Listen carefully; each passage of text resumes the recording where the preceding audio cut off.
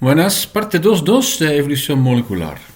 En la última parte, los últimos diapos del parte 2.1, hablamos de la diferencia entre una exaptación y una adaptación y hablamos de varias otras cosas, hablamos de la unidad de selección, todas estas cosas. Lo que quiero mostrar en esta última parte es más o menos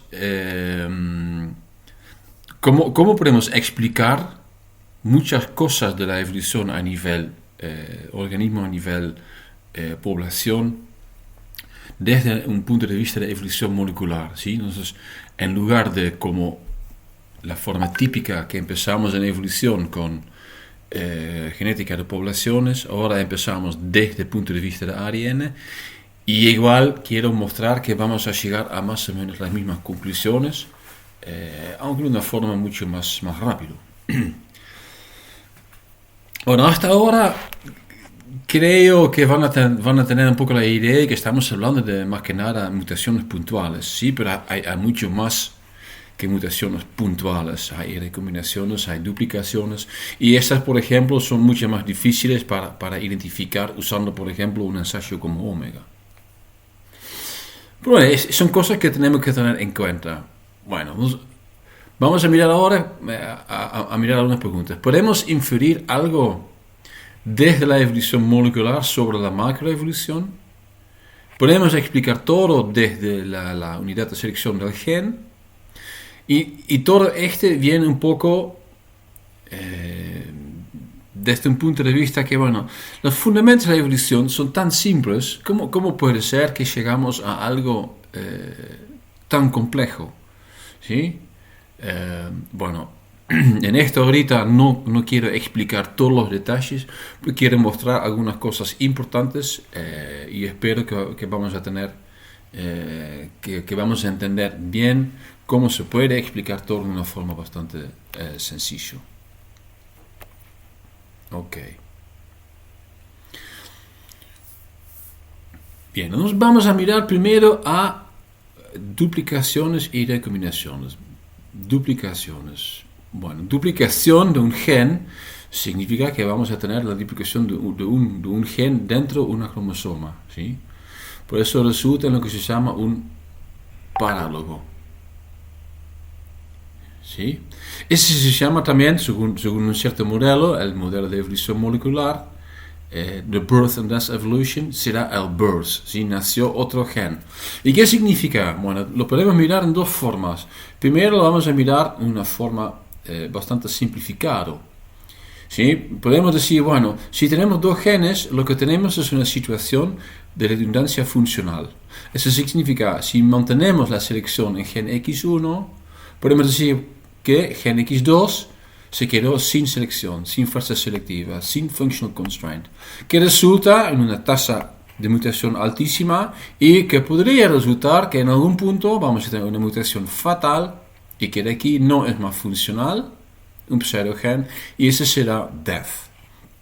Bueno, porque ese es un modelo que es importante. Es importante para que podamos entender mejor a veces filogenias de superfamilias complejas, donde vas a ver que en algunas ramas, en algunos clados, parece como que hay huecos. Bueno, eso se explica por esta forma. Pero otro modelo será el modelo de redundancia y diversificación funcional. Y quiero explicar y quiero explicar que es un solo proceso. Mismo principio, ¿sí? Gen X1 y el otro gen X algo. Ahora lo vamos a hacer un poquito más real. Entonces no vamos a decir que uno se quedó con la selección original y otro sin selección. En realidad las dos van con una tasa de mutación más alta, con una tasa de evolución más alta. ¿Sí? Porque las dos juntos cumplen la misma función. Entonces, si gen X1 cumple la función un poco y el otro también un poco, con esta combinación sea suficiente. Ambas copias pueden mutar. Bueno, igual de cualquier forma, resulta que en algún punto, y en general es uno de los dos, va a mutar más. y va a mutar más. ¿Por qué? Porque va a cumplir una función inicialmente levemente diferente. Y cada vez con más mutaciones, esta función va a cambiar un poco hasta que la función cambió tanto y genera una ventaja. En este caso, ahora lo que tenemos son dos genes, pero no son más del mismo alelo. ¿Sí? ¿Por qué? Porque cumplen otra función. Bueno, durante todo este proceso, vamos a tener que la función original está dividida sobre estos dos. Y al final que tenemos dos genes que tienen una función diferente. Entre medio, obviamente que este gen, digamos, se quedó más o menos con la función original y este gen se hace cargo de la función nueva. Y de aquí lo entendemos como un proceso. No puedes decir hasta acá fue solamente redundancia y desde acá fue diversificación. No, es un proceso en conjunto.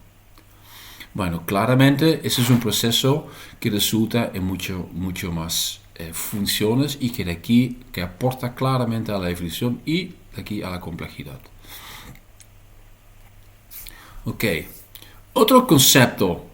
Bueno, ya miramos a exaptación, ¿sí? Desde el trabajo de Andreas Wagner, este modelo donde estamos mirando al Metabolic Network de E. coli, ¿sí? Con cadenas de Markov, intercambiando reacciones, y este en algún punto generó una vista nada más, de que es exaptación. Exaptación existe cuando hay plasticidad. Pero bueno, toda esta exaptación y con la idea que existe algo que se llama cooperación, que los genes tienen que trabajar en conjunto, el replicador y el proofreading, o el promotor con la secuencia codificante y el terminador, ¿sí? Entendemos que en realidad lo que está pasando con todos los genes, teniendo en cuenta que genes es mucho más que coding sequences, que las funciones vienen es como un juego de Lego. Entonces estamos combinando varios bloques funcionales hacia bloques que otra vez tienen otra función. Esa es otra forma que la evolución estaba usando para ampliar, ¿sí?, sus funciones. Bueno, existen evidencias para salvo que solamente la explicación lógica. Sí, existen muchas evidencias y eso es lo que quiero ver un poco, ¿sí?, con ustedes. Lo que sabemos desde dominios, evolución reticulada, que es evolución por redes, en conjunto con mutualismo. Primera evidencia, la existencia de mitocondrias y cloroplastos, y la evolución del código genético que viene en conjunto con transferencia lateral. Y al final, por fin, vamos a mirar de sexo. Vamos a mirar a los dominios, creo. A ver. Ok, sí, dominios.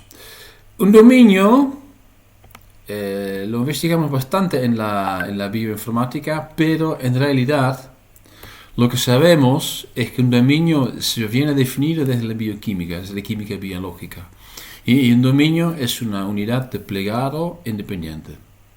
Y varias proteínas tienen varios dominios, y en su forma más claro es que tenés un dominio con sitio activo y que tenés un dominio regulador. ¿Sí? Bueno, estos dominios obviamente se pueden usar usando esta idea de combinar los bloques en varias formas. Bueno, ¿qué es lo que sabemos de estos dominios? Bueno, estos dominios tienen familias de dominios en realidad, ¿sí? Entonces, ¿qué son las familias? Las familias son dominios que son entre ellos similares, tan similares que podemos decir que son homólogos, que vienen del mismo ancestro común. Bueno, si lo vamos a mirar desde este punto de vista y hacemos lo que se llama un Structural Classification of Proteins, que está hecho por SCOP, tenemos la siguiente vista. Hay proteínas alfa, que son proteínas que tienen solamente alfa hélices y no tienen nada de beta sheet. Pero hay un montón que tienen estas, pero en realidad son solamente 284 plegados diferentes. ¿Sí? Por lo demás, hay diferencias en proteoma completo humano, pero es porque son familia, ¿sí? Proteínas beta es un poquito menos, diferente que consisten de beta sheets, y hay dos clases de combinaciones, ¿sí? A/B son dominios que tienen exactamente beta, alfa, beta. Entonces hay una beta sheet seguida por un alfa hélice y otra vez un beta sheet. Y hay proteínas alfa más beta que tienen otras combinaciones, que no necesariamente alfa, beta, alfa, beta, alfa, beta. Bien. Bueno, luego, multidominio. Sí, también hay varios, pero no son tantas. Y más que nada, en general, son combinaciones de estas. Tenemos proteínas y péptidos de membrana que no son claramente condominios. ¿Por qué? Porque su plegamiento depende de la membrana. Y tenemos proteínas pequeñas que tampoco tienen un plegamiento en su definición bioquímica para que lleguen a un dominio. Bueno, si hacemos la suma de todos estos, llegamos a 1129 dominios diferentes. Y con estos 1129, en humano tenemos 30.000 proteínas diferentes. ¿Sí? Entonces es una combinación entre lo que resultó de la diversificación y las varias combinaciones hechas por el combinatorial engineering.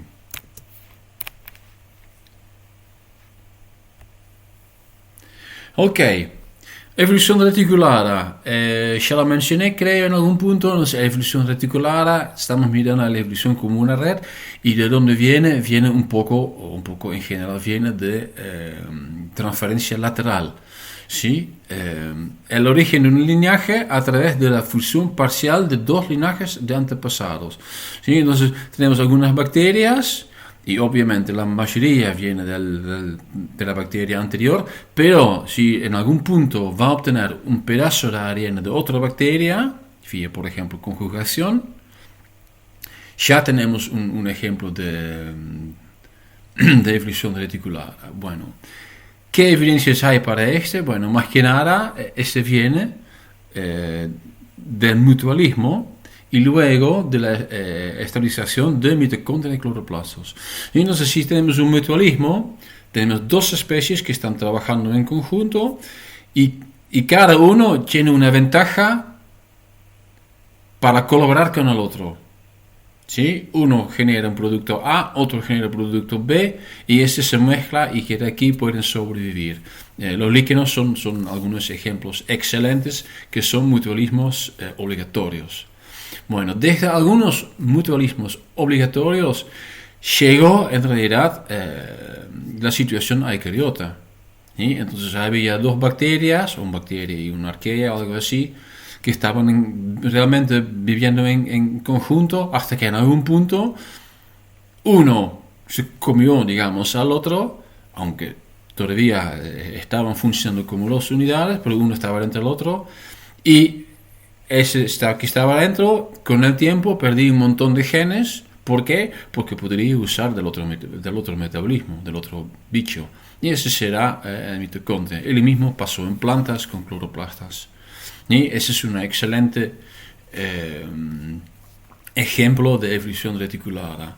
¿Sí? Entonces acá vemos también que a otro nivel, que la combinación de fuerzas, ¿sí?, es algo que funciona a nivel de evolución y que genera una complejidad más alta de nuevo.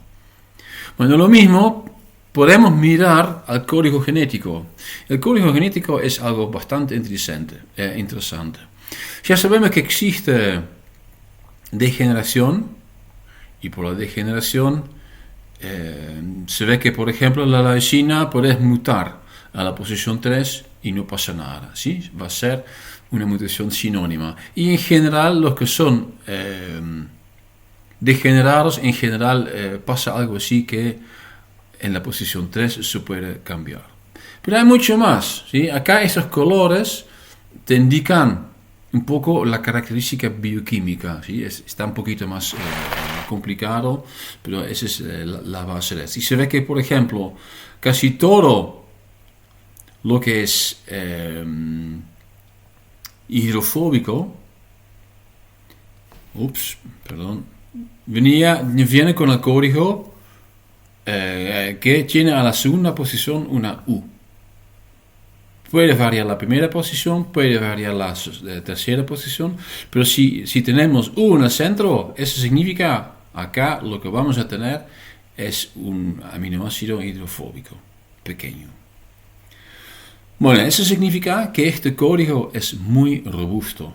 ¿Sí? La gran mayoría de las mutaciones no resulta en un cambio drástico a nivel físico-químico.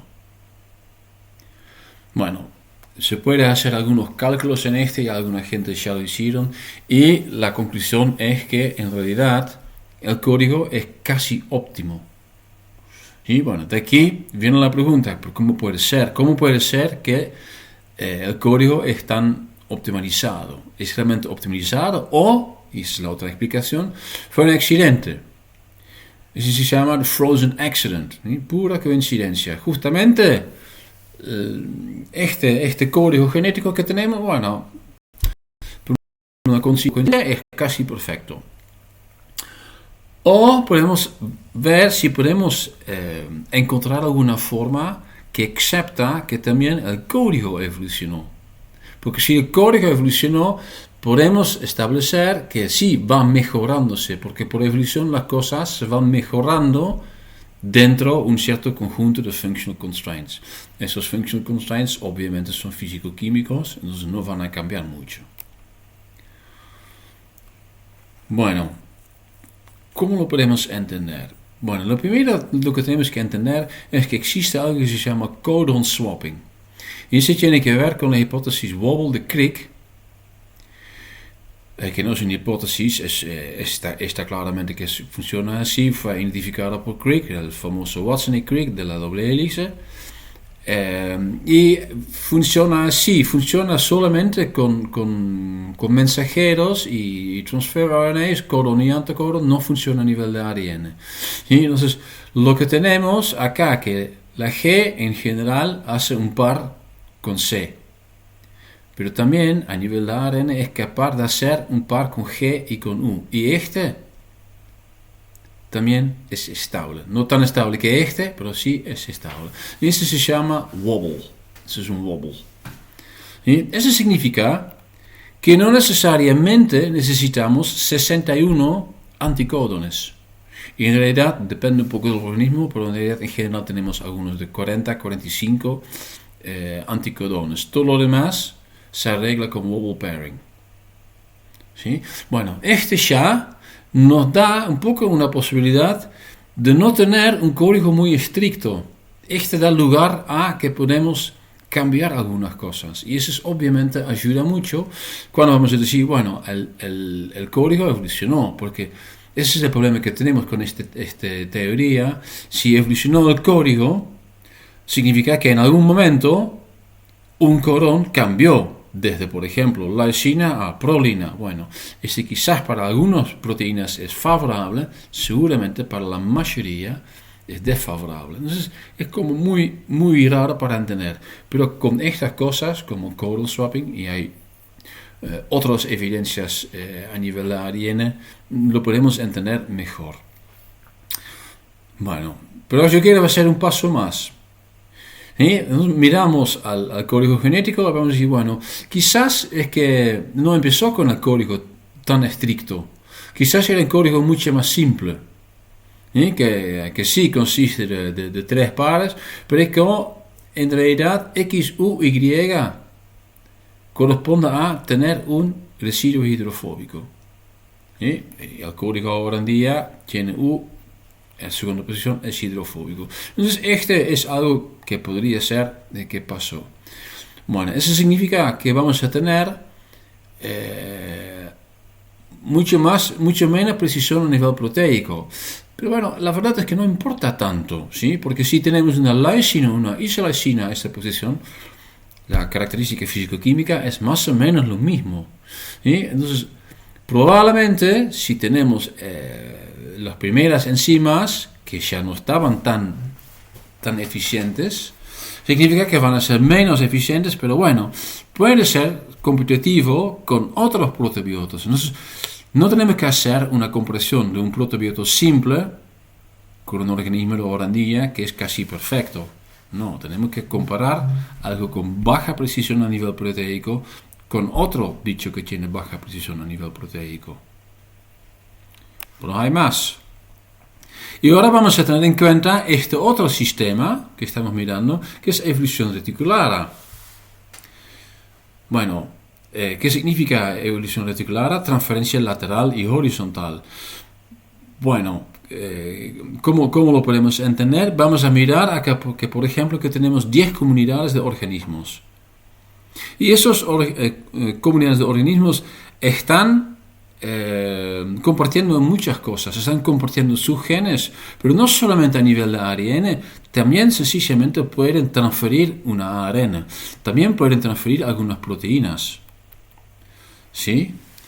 Bueno, entonces hay una comunidad de organismos, entonces lo que tienen en común es, todos sus genes que comparten a la aptitud de la comunidad de organismos. El único lo que tienen que tener en conjunto es un código genético compartido. Y ese será un código que todavía no es muy específico. Bueno, si usamos este como idea, y hay mucha evidencia que era así, entre otros, por ejemplo, que en varios microbiomas funciona así, hay mucho intercambio de mensajeros y proteínas y ARN, ¿sí? Lo podemos entender. Entonces, ahora tenemos una comunidad que tiene que competir con otra comunidad, y en esta comunidad vamos a cambiar usando un wobble, y vamos a no cambiar, pero generar algo más específico. Y este más específico va a generar proteínas que son más eficientes. Pero bueno, ahora tenemos que verlo en más tiempo. Entonces va evolucionando el código va a ser más específico. Ahora los códigos, es como el centro, lo que tienen en común, estos están compitiendo. Entonces, ¿qué va a ganar? Va a ganar el código más fuerte. ¿Más fuerte? No, es como siempre en la evolución, no es lo más fuerte que sobrevive, lo que es lo más plástico que sobrevive, es lo más robusto. Entonces, con esta hipótesis, que es una combinación de tener en cuenta cosas como wobble pairing, reconocer un rol importante en evolución reticular, y mirar a algunas evidencias que tenemos, porque existen algunas cosas de mutaciones en código, podemos llegar a un modelo donde evolucionó el código genético. Bueno, si evolucionó o no, creo que sigue siendo importante que por alguna razón se mantiene, ¿sí?, la transferencia lateral. ¿Sí? Y la respuesta es que es probablemente que es requerido para mantener la variación genética. Ya lo mencioné, conjugación. Conjugación es uno de los mecanismos que tienen algunas bacterias para realmente compartir partes de su genoma. ¿Sí? Con conjugación se pueden transferir de una forma activa pedazos de ARN de una bacteria a otra. Y eso es algo típico que corresponde a una comunidad. Ok, pero ¿qué pasa a nivel de eucariota? Bueno, en eucariotas es un poco diferente. Tienen otros mecanismos. Tienen mucha más duplicación, tienen mucha más recombinación. Y esto resulta en, por ejemplo, obesidad genómica, que vamos a mirar también un poco en detalle cómo lo podemos aceptar. Pero el otro, está recontra claro, es el sexo, ¿sí?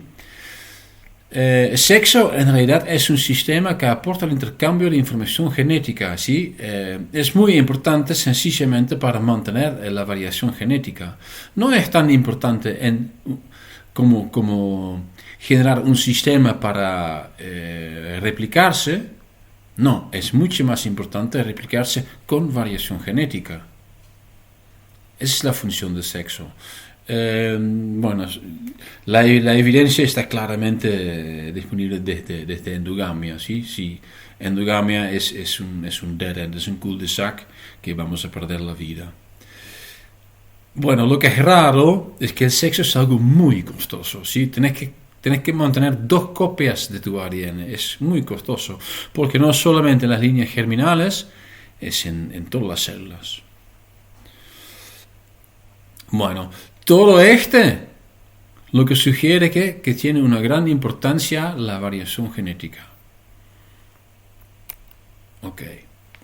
Bueno, ¿qué otras cosas? Estamos mirando a las duplicaciones y en qué resultan duplicaciones, entre otros en pseudogenes. Un pseudogen es una secuencia nucleotídica similar a un gen normal, pero que no da como resultado un producto final. Es decir, es un gen que no se expresa fenotípicamente. Eso es un poco diferente que la definición que mucha gente tiene. Mucha gente dice que, bueno, si no hay mensajero es un pseudogen. No, es incorrecto. Hay varios pseudogenes que se expresan a nivel ARN. Pero bueno, el hecho de que no se expresen fenotípicamente no significa que no tiene función. Podría tener una función, pero eso lo tenemos que mirar con otro ojo. Digamos que el pseudogen es ARN chatarra, ¿sí? Entonces cumpla la misma función que chatarra. ¿De qué sirve la chatarra? La chatarra la mantienes por las dudas que necesitas algo en algún momento. Así es donde entran los pseudogenes. Lo que es importante entender, y es algo que no entendemos, es que tenemos una enorme cantidad de pseudogenes. Hay unos 20.000 pseudogenes en humano. Pero el truco de pseudogenes es, porque no son funcionales a nivel individuo, están bajo, no tienen functional constraint o un bajo functional constraint, de aquí están mutando rápido. Entonces, a nivel de población, genera una enorme plasticidad. Y explica por qué pseudogenes no directamente los sacamos del ADN, porque tiene su costo, lo tenemos que mantener todos estos genes en 2 copias, aunque no están funcionando. Y lo mantenemos porque, bueno, aparentemente sirve, y la explicación es que sirve como backup, ¿sí? Aumenta la plasticidad. Y lo mismo podemos decir de genes superegoístas. Y todos los genes son egoístas, que quieren replicarse solamente ellos, lo demás no importa. Pero más que nada, superegoístas son los transposones. Tienen realmente su función duplicar. Pero lo que pasa con transposones es que no solamente están duplicando a sí mismo, duplican secuencias al lado, generan recombinaciones. Entonces, los transposones claramente aportan a la plasticidad del genoma y de aquí a la plasticidad de la especie. Ok. Entonces, todas estas cosas claramente apuntan en que, bueno, evolución resulta sí o sí en alta complejidad. Y podemos explicar, por ejemplo, la obesidad genómica desde un punto de vista de evolución. No es sencillamente obesidad. Alguna función cumple. Bueno, podemos llegar a una explicación para la especiación. Especiación, sí. Sí, se puede. Bueno, ¿qué sabemos teóricamente? Bueno, lo que se necesita para la especiación es aislamiento reproductivo. Y los típicos ejemplos de los libros de textos están más que nada dedicados a alopátrica. Y alopátrica es un sistema es algo que resulta por aislamiento geográfico. ¿Sí?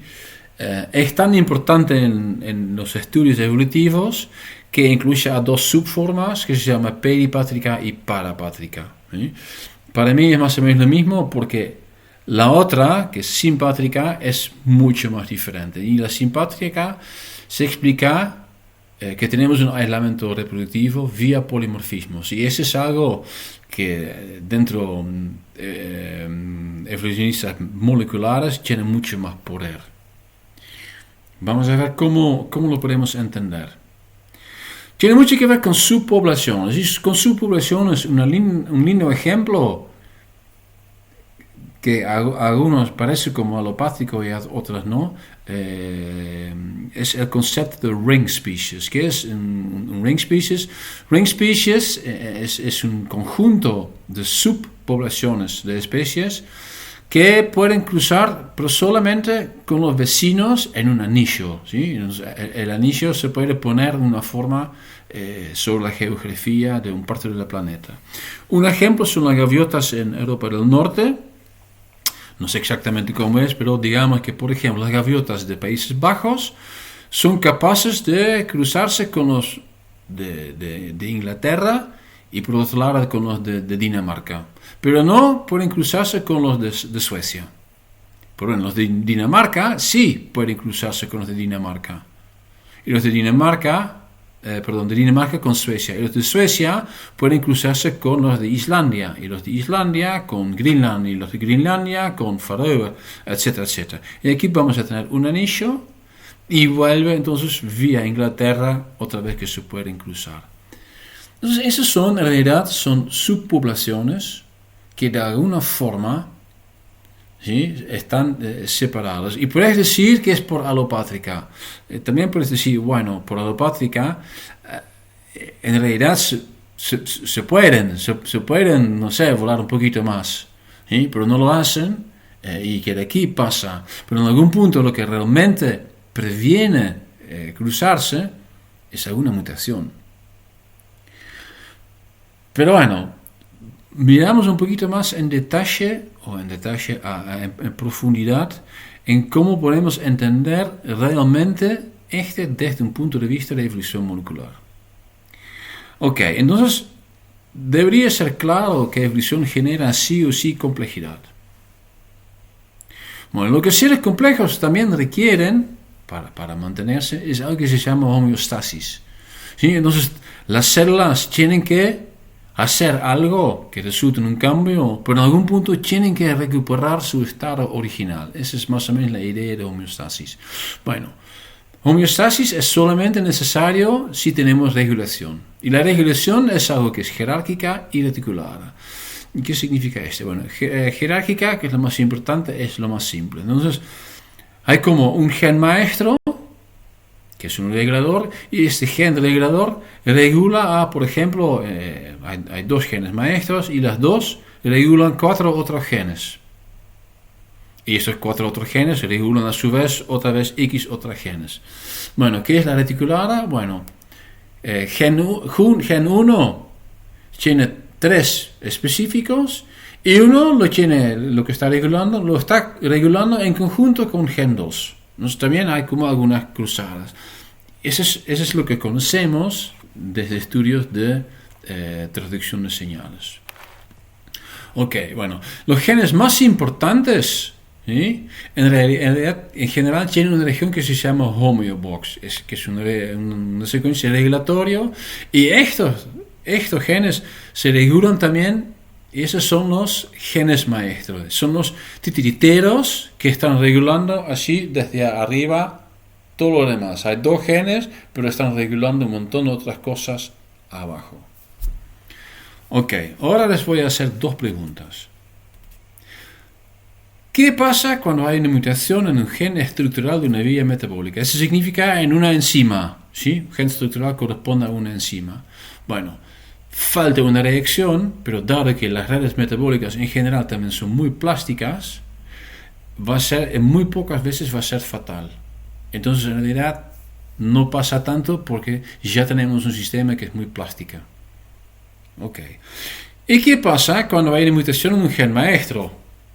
Sí, entonces ahora lo vamos a regular de una forma diferente. Bueno, no es que cambia solamente una cosa. Ahora cambia todo el metabolismo que está regulado por este. ¿Sí? Aunque también un poco está esta mano involucrada, este titiritero, ¿sí?, pero está claro que va a cambiar mucho más. Bueno, este puede resultar en 2 cosas: la muerte, o puede ser, no me siento bien acá, sí, porque no sabes, pero algo está pasando con tu cuerpo y lo que necesitas es, por ejemplo, tienes que cambiar tu comida.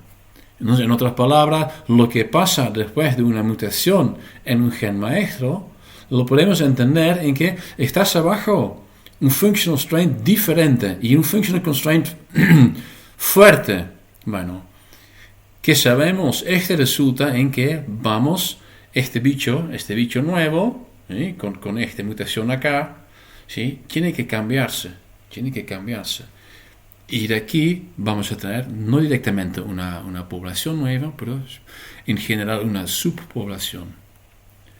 Entonces, basado en este, tenemos una explicación lógica, científica, hipótesis, para decir, bueno, podemos explicar la existencia de subpoblaciones en la misma zona geográfica. Bien, algunos ejemplos, sí, acá, estos perros resultaron de selección artificial, pero no importa. ¿Sí? También podemos tener la misma a un nivel normal. Acá tengo otro que es el título de un paper. Sympatric subpopulations of botrytis scenario on strawberries based on the content of transposable elements. Entonces, hay dos subpoblaciones de botrytis cinerea, y lo podemos identificar que realmente son subpoblaciones por su contenido de transposones. ¿Sí? Uno que tiene flipper, otro es que tiene boti. ¿Sí? Son dos tipos de transposones que no son homólogas. Y una subpoblación tiene boti y la otra tiene flipper. Y realmente entonces tenemos dos subpoblaciones. ¿Estas dos subpoblaciones son capaces de cruzarse? Sí. En el laboratorio lo podemos cruzar, pero en el campo aparentemente no pasa, aunque lo identificamos en el mismo campo de frutilla. Claramente, ejemplos donde hay subpoblaciones. Si se pueden mantener subpoblaciones, en algún punto se divergen tanto que no pueden cruzarse más, como en realidad también es el caso, como acá con estos dos perros. Bien, entonces tenemos una hipótesis. Y resulta en que tenemos una vista bastante diferente. No necesitamos alopática, no necesitamos separación. Que por ejemplo los chimpancés y los bonobos están separados por el río Congo. Y son los dos monos más parecidos que hay. Ese es uno de los ejemplos clásicos de la alopatría. Pero muchas veces sencillamente es para algo simpática. Los ring species es, yo digo, algo entre medio. Bueno, ¿podemos seguir? Sí, podemos seguir. Entonces vamos a seguir con tratando de dar una mejor explicación a un punto que trato de explicar Stephen Jay Gould. Stephen Jay Gould, uno de los grandes biólogos evolutivos, al final de su carrera, en mi vista hizo un error grave y puso conjunto con Eldridge lo que él llama una hipótesis y lo que yo llamo un deus ex machina. ¿De qué trata? Equilibrio puntuado trataba de explicar los huecos en el registro fósil. ¿Qué es el registro fósil? Entonces, si vamos a ver lo que tenemos en la Tierra, vamos a encontrar los fósiles y a veces decir, bueno, ese es este ancestro de humanoides y acá tenemos otro y probablemente pasó así. Y en general lo que hay entonces son huecos. Bueno, la explicación de Gould y Eldridge era que, bueno, existen periodos largos con pocos cambios que permiten dejar fósiles. ¿Sí? Si hay un periodo largo, es mucho más probable que vamos a encontrar ahora en día fósiles. Que si hay periodos cortitas, no hay mucho tiempo para dejar ejemplares. Es cuestión de probabilidad. Bueno, esos periodos largos se encuentran puntuados por periodos de evolución rápida. Y esa evolución rápida no solamente resulta en grandes cambios, pero tampoco permite dejar fósiles. Bueno, ¿por qué yo lo llamo un deus ex machina? Porque no explican, ¿sí? ¿Por qué tenemos estos periodos de evolución rápida? Bueno, una parte es, por ejemplo, por un cambio climático. Meteorito, boom, chao dinosaurio. Sí, hay algunas cosas que se pueden explicar, pero por lo demás no hay tanto. Pero un cambio, un una posible mejor explicación, una explicación que explica más esta hipótesis, será que tenemos un cambio en un solo gen maestro. Hay un cambio en un solo gen maestro que resulta en que el bicho tiene que mudarse de un nicho a otro nicho y que de aquí va a tener un function constraint grande, tiene que evolucionar rápido y que de aquí lo vamos a encontrar en el registro fósil. Pero solamente la forma ya evolucionado. ¿Sí? Entonces, con esta vista de los genes maestros podemos entender mucho mejor por qué tenemos estos problemas ¿sí? En el registro fósil. Eso es lo que estaba buscando. Ok, ¿qué más? Bueno, no mucho más, ese es el último, y en este último les voy a referir a un paper que está en el aula virtual. Acá también tenés el DOI para que lo puedas buscar directamente. Ese es un poco para cerrar. Ese es un paper de este año, 2022. Hasta ahora lo que trataba de hacer es como dar una muy breve introducción a la evolución molecular. Primero, ¿qué es evolución? ¿Qué es evolución molecular? Mutación, fijación. Bueno, un montón de cosas, son cosas a veces medio abstracto. Y terminó más que nada la segunda parte del parte 2, generando nuevas hipótesis, mirando a nuevas hipótesis que en realidad no son tan consensuados, ¿sí? El modelo, la hipótesis de